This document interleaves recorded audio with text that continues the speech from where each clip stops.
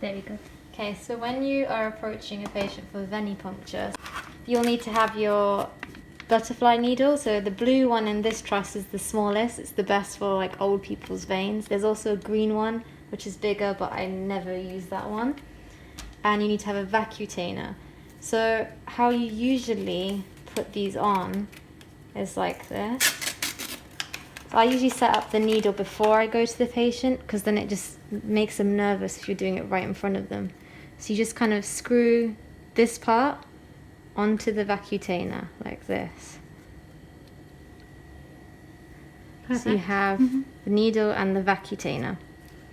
The next thing you need to have is your tourniquet. So this is the band that we use to go around the patient and kind of make the veins stand out.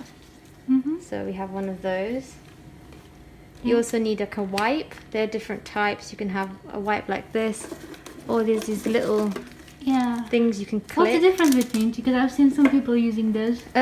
Some people say this is only used for medical equipment, so like for stethoscopes and things, that we shouldn't really use it on patient's skin. Right. But some people still do use it on skin. This is actually made for patient's skin. Okay, for veins and... for veins or for cannulas, you can use this. Okay.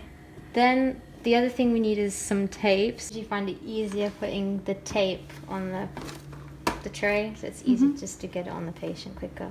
Right. You need gauze, so after procedure you would use this. And I always like open the gauze before I approach. It's a lot easier to open it. I won't use it now, but usually I open it up. And then you have different blood bottles. So so the gold bottle is usually for your user-knees and like liver function tests and what else? Urea, your kidney function test, everything to do with that. Right. The next one here, the pink one, this is for transfusion. This is the only blood bottle that you have to fill out everything yourself. Everything else you can put a sticker on, but this one you need to fill out yourself. Okay. So this is transfusion bottle. This blue one is a clotting profile. So it tells you your APTT and your INR. Okay. But with the clotting profile, you need to have it up to this line. It's like a very... you have to fill it. If it's under or overfilled, they won't process it. It has to be at the line. And the last one is the lavender tube. And the lavender is for like FBC, so all of your full blood count is usually in here. And you only really need 2 drops of blood. So if you get up to here, they will actually process it. I've done that a few times. I didn't know that. Okay. And I think there's a pattern that you have to follow first. Purple.